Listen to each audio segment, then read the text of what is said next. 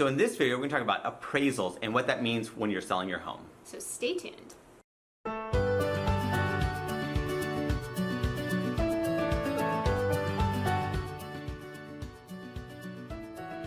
I'm Sean Dezahd. And I'm Courtney Dezahd. And we've been helping families buy and sell homes in Orange County for over 20 years. Yes, so if you are looking to buy or sell a home in Orange County, don't forget to reach out to us at 714-348-4000. Or you can email us at info@livingintheoc.com. And don't forget, this channel is all about living in Orange County. Everything related to living in Orange County, eating in Orange County, playing in Orange County, Working in Orange County, breathing in Orange County, having fun in Orange County. Yeah, so if you are interested in all things Orange County, don't forget to subscribe to our channel. And don't forget to click the bell notification. Yes, because the bell alerts you to every time that we upload a new video, and we upload new videos every week.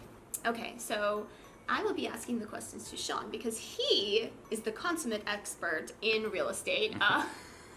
I'm often amazed by how much he knows and his negotiation skills when I'm listening to him talk to people on the phone for deals that we have going on, and I'm sitting in the background listening. So Sean is so knowledgeable when it comes to how to get a property sold for the highest possible price. Okay, so explain, what is an appraisal? So you're selling your home and somebody, you get an offer and you say, okay, we've decided on the price, we're accepting this offer. So what's the appraisal?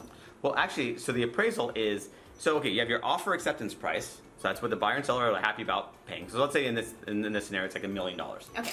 So we have that.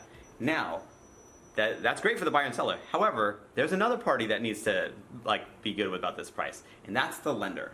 And unless you're paying cash, right? Yes, if you're paying cash, no appraisal contingencies, you're great. We'll take those offers any day. However, if you're getting a loan, which most people do, obviously, the lender is going to go, well, we're happy that you agreed upon a price. However, we need to send out an independent third party to inspect this property to make sure it's worth what you're paying for it. Yeah, so can I just find the appraiser that is, gives me the price that I want? How does that work? Well, you kind of sort of could pre-2008. Yeah. Now, as you can see, that may have been a conflict of interest there because... May have sped up the bus. Yes, because, the bubble kind of blew up. Again, it's a weird thing, right? Where before, back in the day, a realtor or owner, whatever, they could actually say, okay, I want that appraiser, assuming that they're approved with that bank, right? So let's say Chase for whatever. So if they're approved with Chase, I want that appraiser to go ahead and appraise the property.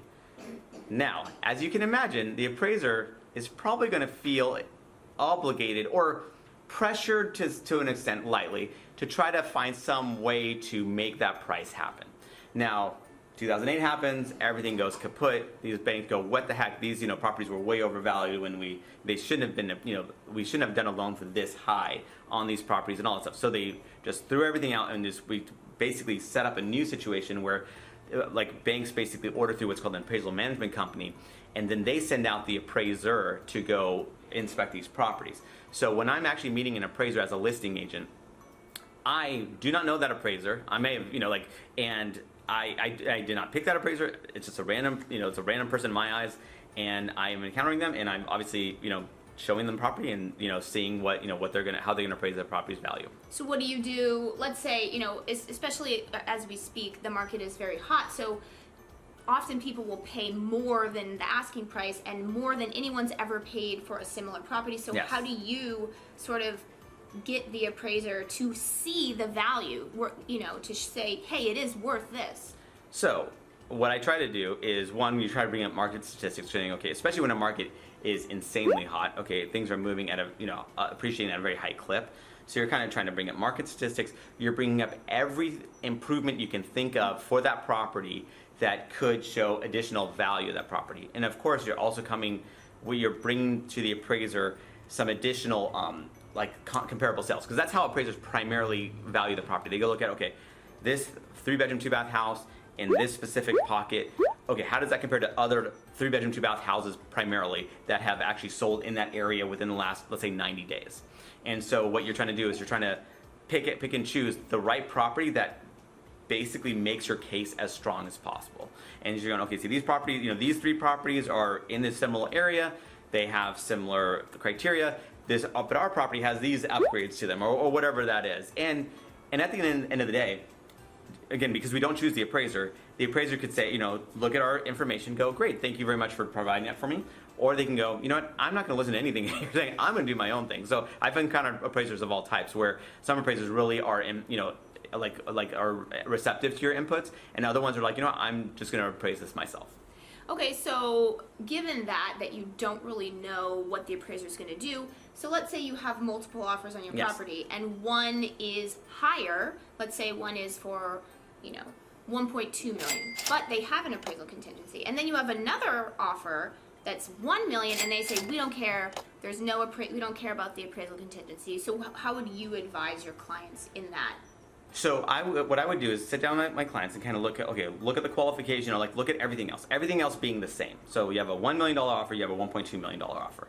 What I'm looking at is, okay, I'm also almost doing in my mind a little desktop appraisal review myself, going, okay, can I make the argument to that appraiser that this is worth 1.2 million? If I really go, okay, this is kind of, we're hoping, like crossing our fingers, okay, maybe we might get lucky in that. And then that has happened. I'm like, sometimes I've had appraisals come in like at the sales price. I'm like, wow, I don't know how they did it, but I'm happy about it. Other times I'm like, I was for sure like, this is not gonna be an issue at all. And they came in lower, and I was going, how did that happen? Like, so I've had things happen. However, in that instance where you have a $1.2 million offer and a $1 million offer, so one, I'm kind of looking at the comparable sales, like how can I make this case to the appraiser?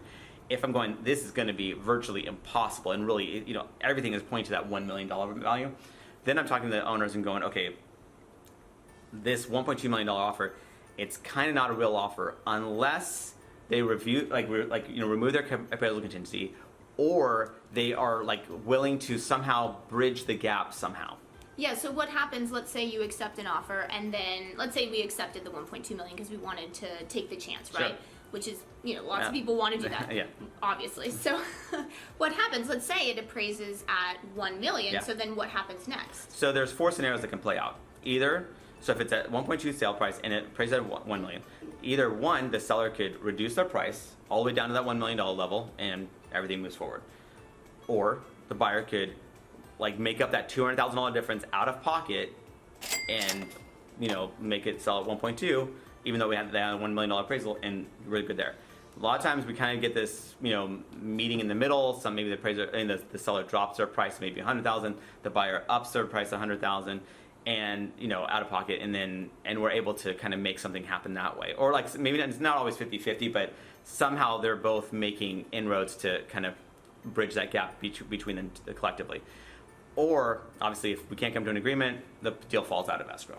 Yeah, so then, because it's a contingency, so explain that. So let's say the deal falls out of escrow. What does that do? So the buyer can walk away, right, without losing their deposit, Yes, right? assuming that they did their, assuming their contingency period, that they did the appraisal and all that stuff within their contingency period, then they can take their deposit, no harm, no foul, and walk away. Because they performed from their aspect. They did their investigation, and they did it within a timely period because, that was the agreed upon time that everyone was fine with. And the buyer, the deal cancels, the buyer takes their deposit, and, they're off to find something else, and the seller's off to try to resell the property. Yeah. So given these different scenarios that can play out with an appraisal, how do you go about avoiding, the deal falling out of escrow In the first place? In the first place, yeah. So basically, this is where, this is kind of dependent upon how receptive the public has been to your your property that's listed. If you have 20, 30 offers on the property, you can kind of puff out your chest going, okay, part of our counter offer that so we do what's called a multiple counter offer. So we're countering maybe some or all of the offers that have come in, kind of trying to equal everything out as far as the terms are concerned. And one of the stipulations we might do is appraisal contingency to be removed. So right from the get-go, the buyer is going in saying, okay, regardless of whatever the appraisal comes in at, we will make up that difference. Hopefully for them it comes in at the sales price, but if it doesn't, that buyer is bridging that entire gap. That's obviously if you have just a ton of offers going in. If you're kind of, if you have a couple offers or whatever, and you don't want to necessarily scare everyone off, because obviously that's a pretty hard stance, and that is going to freak out some buyers. They're not going to, they're going to drop off. They're going to walk away. Yeah.